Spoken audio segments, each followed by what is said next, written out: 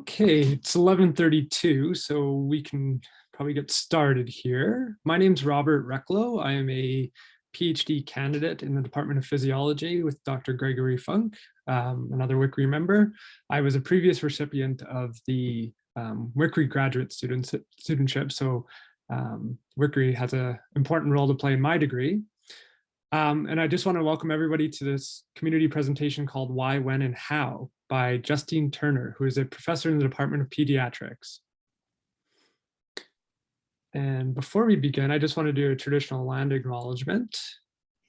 The University of Alberta acknowledges that we are located on Treaty 6 territory and respects the histories, languages, and cultures of First Nations, Métis, Inuit, and all First Nations people of Canada, whose presence continues to enrich our vibrant community. Next, I want to acknowledge that a few of WICRI's foundational partners. I would like to thank WICRI's funders, the Stollery Children's Hospital Foundation and the Alberta Women's Health Foundation, for making this session possible. And I want to let everybody know that this presentation will last about 45 minutes. There will be an opportunity for questions at the end, so hold your questions. And yeah, we have our session until 1 o'clock, so we have lots of time for question and answers afterwards. With that, I'll turn it over to Justine.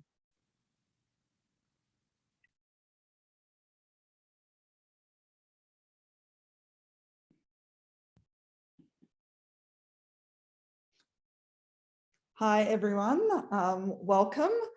So this is the title of our presentation today, and these are my conflicts of interest, none of which are relevant for this talk. Okay. So the objects of this talk will be to understand the benefits of giving an effective community or lay presentation, to understand how community engagement is important for researchers, and I'll give you some tips on how to speak to a lay audience that I think are important for success. And just a heads up, before we start, I want you to find your reactions button on the bottom of the Zoom bar, as we will have some questions during this presentation, starting with right now. So if you can pop up right now, a reaction like a thumbs up or a heart or whatever you like, if you have ever given a community presentation yourself. So Robert, yeah, there's a couple there. And I'm scrolling down to, oh yeah, quite a few. So that's very exciting. Thank you. Okay, so before we get into the why, when, and how, let's start with the who. So who is this lay audience? Well, that word lay is usually taken to mean the general public or the average man or woman on the street. And basically, we would consider it a non-scientific audience. But of course, it's often much more nuanced than that. So at the heart of it, a lay audience who we speak to will invariably be stakeholders in the research process. So certainly, if any of you are doing publicly funded research, then all Canadians who pay tax are stakeholders in your research and should be considered your lay audience. However, specifically, some common lay audiences are those that experience the problem or the disease, the research problem, those who love someone with the research problem, those who participate in the research, those who fund your research, those who make the treatments for the product, like our industry colleagues, or those who prescribe the treatments for the problems, and those who make policy about the problem. However, it's a mistake to consider that a scientific audience is substantially different from a lay audience. You can consider that most people who you will present your research to will not understand your research as well as you do, even a scientific audience. So I do research using an animal model as a model for babies who've had surgeries or diseases that have shortened their intestine length so much that they can't survive on oral nutrition. And these are some of the common words that I use when I would give a talk in my field. And these would be readily understood by most surgeons or gastroenterologists who care for these babies: intestinal failure, short bowel syndrome, autonomy, insulin-like growth factor 1, enteral nutrition, parenteral nutrition, glucagon-like peptide 2. Okay, so show me a reaction if you understood every single one of these words. Okay, so there's one I saw, maybe two. I'm just scrolling back down again. 3, 4, Catherine Field, of course, 5. Okay, so you are a scientific audience and you are a very educated scientific audience, but many of these words would be nonsensical to you. Keep that in mind whenever you give a talk, not just to a lay audience, but you have to remember that many of the words that we commonly use in our research will require some sort of simple explanation for any audience. Okay, sorry, just go back here. Okay, so a lay audience that you should make good use of is your family and friends. You should ask them to listen to talks that you're going to give, including scientific talks. You should ask them to read grants that you're writing. And you would ask them to tell you if they make sense and seem interesting. This is a very insightful audience and an audience that cares about you being successful, and they will often make what you will do in knowledge translation much better. So these are some of my favorite lay audiences that I've given talks to. So when I did my PhD a long time ago, I was asked by the Osteoporosis Society, it was actually Australia, not Canada, so I confess, to give a talk about my research to postmenopausal women. And my research was about bone health in actually adolescent girls. So it was very different to their own experiences, but they in fact had lots of insightful and challenging questions that they asked me, and they were really interested and enjoyed listening to my research. And although I was very frightened about giving that talk, it was actually very rewarding for me. I do research currently into celiac disease, so I'm frequently asked to speak to children, parents, grandparents who themselves have celiac disease or who have family members with celiac disease. And I get to attend nearly every year the gluten-free pancake breakfast. And these experiences are really helpful for me understanding what my patients go through with celiac disease. And also I find that I never ever get as many questions from any audience as I do from those of my patients with celiac disease. These are some other important talks I've given. Talking to funders of my research, like the Stollery Children's Hospital Foundation, is an actually pivotal role for me as a researcher, and it has often led to more funding. One of the most fun and actually challenging lay talks that I ever gave was to our nurses, who are shown up here in the right-hand corner on 4C at Stollery Children's Hospital, who actually care for the babies and children who have short bowel syndrome that I look after. But I actually talked to them about my research in piglets, and I had to explain it very carefully because it's different to what they do, but we actually discovered many ways in which how they care for my patients is very similar to how we care for piglets in our laboratory. And they were also really excited to learn about this research because they care so much about those children. Finally, my research has been funded a lot by parents, families, and friends of children who have short bowel syndrome in Ontario, and in the regular fundraising galas for those particular stakeholders. My research partner, Paul Wales, and I have spoken about our research. But more importantly, we have listened to them presenting their stories about their children living with intestinal failure and short bowel syndrome. And that really helps us understand our research and how to make a difference in their lives. So now we know who, let's talk about why. Okay, so you can consider learning to be a good communicator as one of the key goals of your research training and research career. Effective communication of complicated science to a lay audience is one of the most difficult things you will ever learn to do as a researcher, but it is one of the most important things. No matter where you end up in your career path, whether you end up in academia, in government, in industry, or in something else entirely, effective communication is highly desired. Effective communication helps you get a job, helps you get funded, get published, and frankly, it helps you make friends and influence people. Everything you can do to develop your communication skills is critically important to doing your research training and beyond. And the CIHR certainly considers that our communication to the public stakeholders is integral to their mission. So this is you. You do the innovation that the CIHR is excited to fund, or other public bodies are excited to fund. And the CIHR is very interested in the impact that that has and in demonstrating the impact to all Canadians. So they want to ensure that they are at the centre of all research decisions, including funding decisions, and they are your lay audience. So at the heart of it, talking about your research to the general public and convincing them of your research's importance and impact is a key goal for knowledge translation that you are expected to engage in by all public and charitable funding organisations. You will need to influence stakeholders like prescribers and policymakers to ensure that your research actually ever truly makes a difference to the health of our community. But also giving information to the general public, and especially to the individuals in our community who are directly impacted by the problem you are studying, is paying it forward. It's paying it forward for the funding investment, and it's paying it forward for the direct participation that they will make in your research. So that's all very important, but what's in it for you?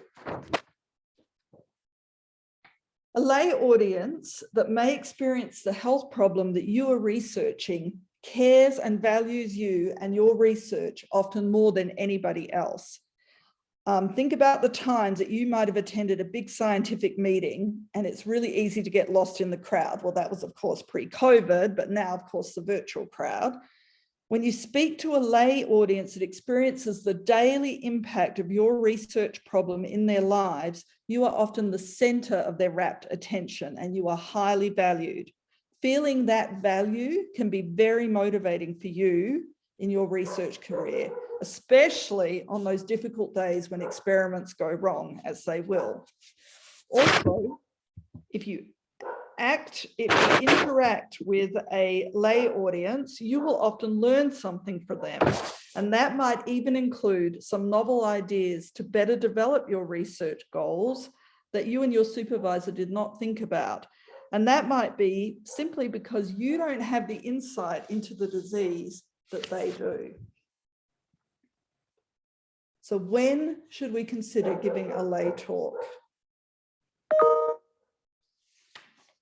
Okay, so give me some reactions if you've heard about the elevator pitch or the elevator speech. Yep, I got some there. Yep, there's a few. Not as many as I thought, actually. Okay. Okay, so this is a great tool to develop that will help you give talks to a lay audience. And it also will help you spin yourself and your research training to a potential mentor, a potential employer, or a potential supervisor. Basically, this is considered a 1 minute, very brief, but intended to be very persuasive speech that you would use to convey what you were doing in your research and to convey why you are passionate about it and why it is so important that you have to distill down to the very pertinent issues in 2 to 3 sentences at most, so that you could give this speech in about the time it would take for you to go up from 1 to 2 or 3 floors in an elevator. So you can actually practice this elevator speech with your colleagues coming up in the elevators in the Ecker building, or when you go between classes or lectures, for example. And I suspect you often do that when you're talking with your friends. Just give me a second to let my dog in, who is barking to come in and listen as well.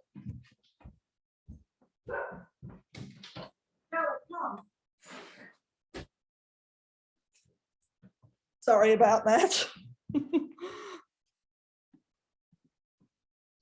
Okay, so the next one is over pizza. Don't forget to chat with your family every time you chat with your family and friends informally about your research and your research career. You are practicing to give a lay talk. So think about that, how you explain it to your family and friends. That should be how you would be doing a lay talk, and sometimes even how you should put it in a scientific talk. Okay, but realistically, most of you are hoping to give a lay talk as a lecture to a stakeholder group at a conference that's relevant for your field of research. And you also have to remember that this might not just be a conference specifically for a lay audience that you're invited to, like a charitable organisation event from the Canadian Celiac Association, for example. But in fact, actually many lay members of the public attend national and scientific conferences, and that includes the media as well. So you should look for all those opportunities, and in particular, be aware of the organizations that support your research that are patient-led. Like for me, obviously the Celiac Association, because they're out there for most of the diseases that we research. And they are the people who care the most about finding cures for the disease that you are studying. And again, don't forget to practice that lecture with your friends and families and your research colleagues who are not in the same field as you before you give the lecture. Another way to practice giving a lay lecture is to hone your skills writing lay abstracts. I know these are incredibly frustrating and they seem somewhat pointless, but you would now understand that they're actually very, very important. And that's why they're required by most funding bodies, including WICRI, because this is a critical role that we have to do in knowledge translation. So how you approach writing your lay summary is exactly how you should approach a lay talk. So you have to tell a story about why you should do the research, explain the potential impact of the work, especially how it might change things in relation to the wider society. You have to use simple, short sentences with plain language and avoid jargon unless it's absolutely necessary, in which case you have to explain it, like in this example from my PhD student. So you should know that I use a lay summary as a way of discriminating between the best applicants for graduate funding for CIHR when I review these grants every year. I think writing a lay summary is a discerning skill, and when it's so competitive as it is at the level of graduate funding right now, because you are all working so hard, being able to write a good lay summary can really make the difference between picking between the best candidates. In short, don't shy away from any opportunity if you are asked, for example, by a charitable organisation related to your research topic to give a lecture. Just do it. Remember, these lay presentations can be the most enjoyed talks that you will ever give with the most receptive audience. Okay, so now to the meat and potatoes, tips on how to give an excellent lay talk. Well, you have to start off by thinking about who is your audience and what message is going to be the most relevant to them. And obviously you should do this even when giving a scientific lecture. And basically, every talk is structured around a beginning, middle, and an end. So before you switch off and go to sleep, I bet you didn't know that this should have a particular shape to it. So a vase or a pear shape is the best shape for a scientific talk. In a scientific talk, you should spend the least time on the background. But actually, this is actually a common mistake that many scientists make even in writing grants, spending too much time on the background. It's the methods that you use and the results of your research that should be the focus of a scientific talk, with a summary conclusion, and if you have time, future directions. But for a lay talk, the shape should be more like an hourglass. Introduce why the research matters and how it might matter to them and why you are passionate about it. Provide enough education so that they can understand the research, but focus least on the complex details of how you did the research. Keep that part simple and focused, and spend more time explaining it in a very straightforward way. In short, a lay audience usually cares much more about the why and the how this will matter and what it will do for them than they care about the what. While in a scientific audience, what you did and found is the most important. The key to a lay presentation, and again, I would argue for any good presentation, is to tell a captivating story or have some kind of fun hook to capture everyone's attention. So for example, an audience poll is a good example of that. Okay, so as I mentioned earlier, I do research into intestinal failure, and specifically I've done a lot of research into the types of intravenous fat or lipids that we use to feed babies with intestinal failure, and how that can adversely impact their developing liver and developing brain. It impacts the brain specifically because, surprisingly, our brains are made up primarily of only 2 types of fat that traditionally were never, ever, ever included in the commercial intravenous lipids that we were feeding babies. So here is a story. This little man is a 2-year-old who has spent the most precious time of his early life growing up at Stollery Children's Hospital. He was never able to have oral nutrition because of the severe diarrhea he would get due to his very, very short intestine that he was born with. He depended on us feeding him intravenous nutrition in the hospital to survive. Eventually, he developed such severe liver disease because of the intravenous nutrition that he had to have a transplant of his liver and intestine at 1 year of age. Complications of that transplant kept him in the hospital until nearly 2 years of age. And over time, it has become very clear that he has developed severe learning problems and autism. Well, firstly, you might say that babies are not meant to grow up in the hospital, and we do worry that that was one of the problems for this baby, but it was not the only issue, because while he was in the hospital, we did not feed him the fat that his brain needed to grow because it was missing from the intravenous nutrition that we had at the time to feed him, and we must do better. Sorry. Okay, give me 1 minute. Declan, I'm giving a talk. Can you control that, please? Sorry. Sorry. Oh my goodness. This is something you don't take to your presentation, is your dog. Okay. So was that story a more important background for a lay audience than the details on what we did to the piglets and the different types of lipids and how they change the fat composition in the brain and the eye and the function of the eye as measured here by electroretinography shown on this slide. So these are good images, but are they as compelling? And also, sorry, God. No, that's the postman. You come with me, Stella. Stella, no.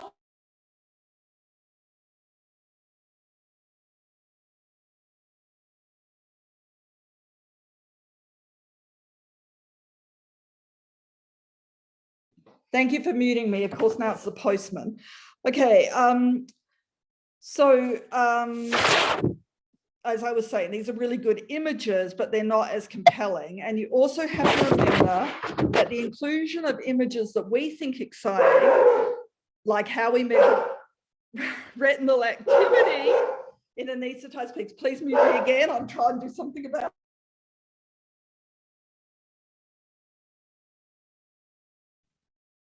I'll just jump in here and say that if anybody has any questions and wants to put them in the chat, I will monitor it, and at the end we can ask them there.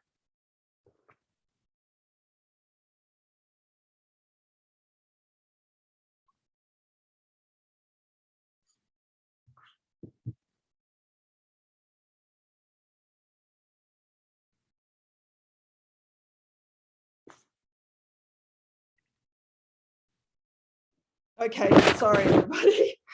Okay, so images that we might want to include in our talk that we think are exciting, like the images of the ERG test here of the eye, or images that we think are cute, like this picture here of one of our piglets looking lovingly at his TPN lipid bags.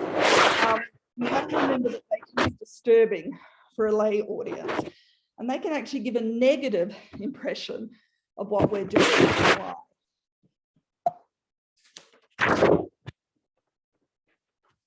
Another story.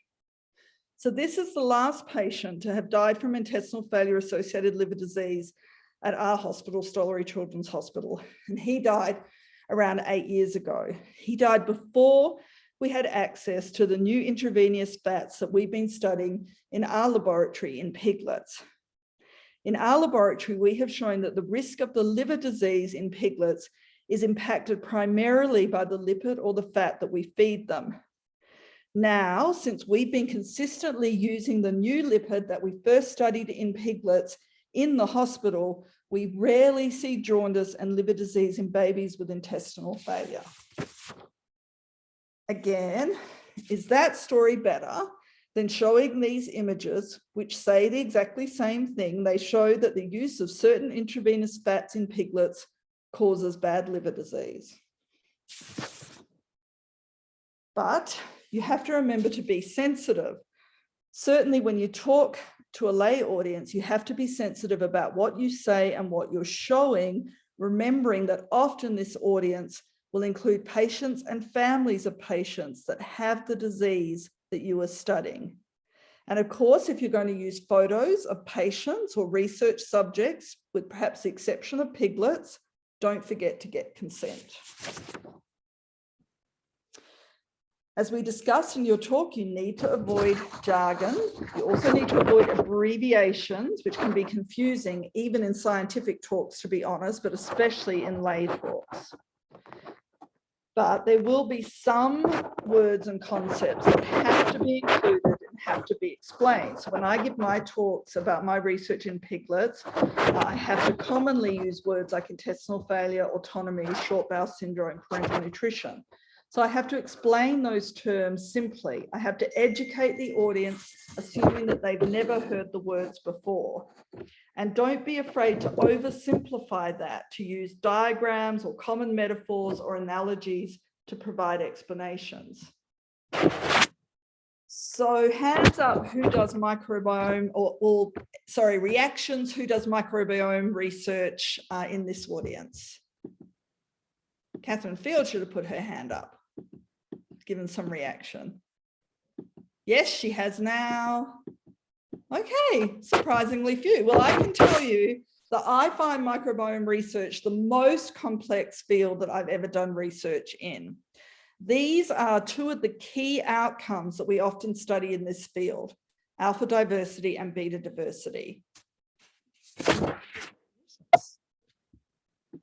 Huh? So here is how my recently graduated master's student explained these concepts, and these are in fact her words. The word we use to describe the differences in microbial communities present in our gut is called diversity, and it comes in two flavors, alpha and beta. Alpha diversity is when bacteria are present within an individual or a specific part of that individual, like their poop sample. Beta diversity is the differences in bacteria between two individuals or two poop samples in the same individual at different times. And diversity is about what they have in common and what is different. And she went on to explain the differences based on the colors and shapes here. So you can see this is low alpha diversity in an individual where they're dominated by the red squares. Whereas this is high alpha diversity where there are so many different shapes and colors. This is low beta diversity, comparing this one to this one, when really the only difference here is this one shape and color. And this is high beta diversity when the shapes and colors is different to this. So a very simple but very obvious explanation of very, very complex terms. And here is how the same student described dysbiosis, or when the microbiome changes from what we expect in the healthy person to what might be harmful to their health. And also how she described the strategies that are used to treat dysbiosis. So again, in her own words, she used the analogy of looking after your lawn. So here is a flourishing gut ecosystem or lawn. And here is one that is damaged by disease or antibiotics, which are wiping out all of the bacteria, including the good bacteria, and that allows the healthy or weed-like substances to flourish. Okay, so the hardier weeds or certain types of bacteria to flourish. And here is how we can restore health or treat this dysbiosis. We can use probiotics, which are live bacterial species, to replace what you've lost, like the seeds that are here. Or we can use prebiotics, which is a food selected for the bacteria that you want to grow, like the fertilizer here. Or finally, when the lawn is too far gone, we simply have to rip it up and resort to resodding the entire lawn, which is similar to fecal transplantation. And that is what she studied in her MSc. Again, her explanation is simpler and more memorable than this picture, even though this is an excellent picture that completely represents the concepts of fecal matter transplantation. Give it real world context. So I care very much about the surface area of the intestine because that's what determines how well we can absorb oral nutrition in order to avoid IV or intravenous nutrition. So I can explain it as your intestine is as long as 7 meters, as wide as an inch, and is covered in these structures over here we call villi, which is each up to about 1 millimeter tall. And when you put that all together mathematically, you get a total surface area of 200 meters squared. Or I can explain it as your intestine is basically an extremely long tube that is nearly as long as 5 hockey sticks if you laid them each in a row end to tip. It is covered in a lush carpet of tiny finger-like projections or structures that are ready to absorb all the food that you eat. And altogether, that's a tennis court worth of absorptive surface area inside your belly. Isn't that amazing? Okay, keep your slides simple. 3 points per slide or less is enough. Keep the text short of each point. Use active, not passive speech. So active speech is I collected samples or we collected samples. Passive speech is samples were collected, which might be more appropriate for a scientific talk, but use active speech for a lay talk. Use diagrams, but keep them simple. And don't be afraid to repeat key messages to drive points home. That pretty much applies to most things we do, including grant writing and scientific talks as well. And speak slowly, which is a challenge for me as an Australian, and especially with my dog barking in the background. And when you can, make it interactive. That's a good strategy for keeping all audiences engaged, again, including a scientific audience. So I hope that I convinced you that community presentations benefit you and are truly valued. Practice conveying your research to a lay audience whenever you can. Keep it simple and meaningful, and take every opportunity you can to do these types of presentations and enjoy the feedback. So remember, they can be very rewarding because they are so valued by the stakeholders who are present in the audience. They value you and what you're doing the research for, which is them. And they are really going to remind you why you do the research. Even the most basic bench research, it's all about them. So this talk is about giving a talk, but one final word is on it. Listening. It's really important if you do a lay lecture to take the time to listen to the audience, to mingle with them and find out their feedback for you, because you'll often find out that they can teach you an awful lot about the problem that you're researching. And with that, I'm happy to take questions. Thank you so much, Justine. Does anybody have any questions off the bat? Not what type of dog I have? A noisy one? Sure, it's very cute. I'll start with the question. I know for the Wickery graduate studentship, we were asked to give a community presentation to often grade schools or high school students or junior high students.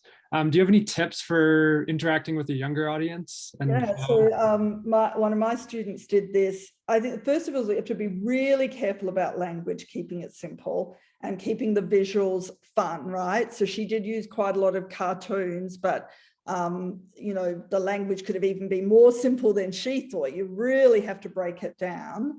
And then she was very interactive in what she did. And that is really important with kids because you got to keep their attention focused. They have a very short attention span. So she actually got them to, we were talking about a gluten-free diet. So she got them to make gluten-free plates up from different food sources that she provided them with that were all gluten-free that they might like as snacks. So they made up their own fun plates. And ask them to talk because kids love to talk and they raise questions that you can then address as a teaching point. Yeah. That's great. There's some questions in the chat and I'll just read them out and then you can answer them. So Catherine asks, when you're asked to give a talk, how do you figure out how lay your audience is? Yeah, that's difficult, right? So generally, if I give a talk, there are different kind of audiences I'm regularly asked to speak at. So I know, for example, if it's an intestinal failure conference, that it will be predominantly surgeons and gastroenterologists, for example. If it's a celiac conference, I'm very aware that often there are patients in the audience, or if I talk at a feeding disorders conference, very, very common to have patients in the audience. So I do tailor it a little bit to if I know if it's an audience specifically there because they're interested in intestinal failure like me at a scientific level, or if it's an audience that will likely include patients because they keep on top of the research so closely in celiac disease and IBD and all those fields for sure. Or if it's an audience in between, like this audience is a scientific audience, but I wouldn't expect you to understand the nuances of intestinal failure. So I have to pitch it somewhere in between. But I think it is true to say you would be surprised how often when you go to a conference that there are members of the lay public in the audience. And for sure, if there are journalists or media there because you have a very important presentation, they require some explanation. That's really good advice. Caitlin has a kind of different question. Do you have any advice on talking to a combative environment or an audience, especially thinking about misinformation around vaccines and other research that maybe has polarized? Yeah. I mean, again, I didn't specifically think about this, and I think this is very difficult. I think I'm lucky. I've never been in a combative audience. I think, as I said, the lay audiences I've spoken with, like the Celiac Association meetings, they're really very, very engaged, but they do sometimes ask questions that represent misinformation. So I think it's important to acknowledge their question or their point or their experience, and then maybe talk about it from your experience or understanding and ask them questions, a little bit of back and forth. So it's a shared conversation, trying to get the right knowledge out there. That's true, for example, of people who frequently attend these conferences who aren't actually proven to have celiac disease, but want to be on a gluten-free diet. So I guess that's an analogy there. And I often, I would never interrupt and say, well, that can't be true, or you don't have celiac disease. It's very important to be respectful. And that's the best you can do, but make sure that the wider audience also hears your point that might be correcting some of the misinformation. Our next question comes from Elnaz, who has experience in nutrition and gives nutrition health lectures. She just wants to know, are there any ways to find opportunities to give presentations? Well, we certainly try and identify groups like, I would try and identify people, celiac advocacy groups. I think with nutrition in general, if you have links with policymakers or research groups like WICRI, they often might be aware of some of those opportunities. Sometimes looking for groups that are established on the internet if you want to, or I used to recruit at schools. So one of my feedbacks was to give nutrition talks at the schools. So I guess you just, I agree. It's really fun and important to give those lectures. Often the advocacy groups and the big organizations are the ones who will know about their opportunities the most. I've noticed that big organizations now that I'm a part of, like NASPGHAN and Aspen, are moving towards also doing community talks, and that's so important. That's something they haven't done in the past. So if you're a member of those types of groups, remind them they should be doing it. That's really good advice too. Star asks if you've ever used the Zoom registration tool. And then if you have pros and cons to use it. I'm terrible with anything to do with technology, and I always rely on whoever's organizing it to do that, but maybe somebody else could comment on that if they've done it. Yeah, I'm not sure. Oh, I saw the question there from Catherine about the slides. Yeah, that's I try and stick strictly to 1 slide per minute. I have a very bad habit of being a very, very fast speaker. I don't know if you noticed that. Cringe.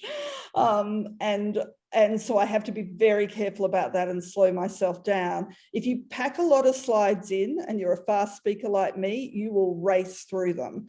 So if you only allow yourself 1 slide per minute, and I've noticed even when I do that, I end up, like we did today, going shorter than I expect. Like I expected I had 40 odd slides, it would be 40 minutes. And even with my dog interrupting, I think it was 30 minutes, right? So, so I have the luxury of, I think because I don't put a lot of information on slides, I think that enables me to probably be slightly ahead of the minute. So I will often, especially in a short talk, like 10 slides, I'll often allow my grad students to have 15 slides, but tell them to only say 1 thing per slide, right? But that's sort of my rule of thumb. I think most people use 1 slide, 1 minute, but you have to tailor it to the amount of information per slide. And if you're good and you keep the information per slide limited, you can have more slides. That's really good advice.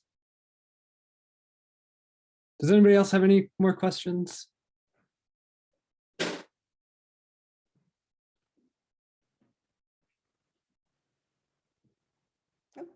Oh, one more. Crystal asks, when dealing with potential sensitive topics, how do you navigate presenting and communicating with a lay audience?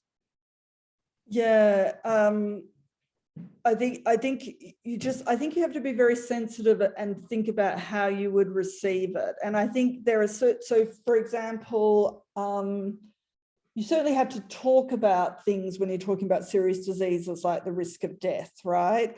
But you have to be careful to talk about all the things that are being done to improve those outcomes, or the role of your research in improving those outcomes, right? So I think you can't, it's not helpful to shy away from those topics, because in fact, patients will actually ask about it. So this is a sideways example, but when I educate my patients about celiac disease, I always talk to them about intestinal lymphoma, but the reality is that intestinal lymphoma is actually exceedingly rare in celiac disease. It just happens to be much more common in untreated celiac disease than it is in other individuals, but overall the risk is exceedingly rare. So I always put a caveat in to say you mustn't worry about this or focus on this, because in reality the risk is so rare, and if you're on a gluten-free diet, you should consider yourself no different to anybody else. So it's sort of, reminding to soften the message, to put hopeful messages alongside messages that are not as hopeful. The interesting thing is that you go to conferences or you meet people with celiac disease, they're always going to say, I'm on this diet so I don't get cancer. So even as a doctor, if I tiptoe around the cancer issue, I'm not helping them, because they read it on the internet and they worry about it. So in fact, it's more helpful to bring it up and talk about it. Yeah, I completely agree. I think that's a really good piece of advice.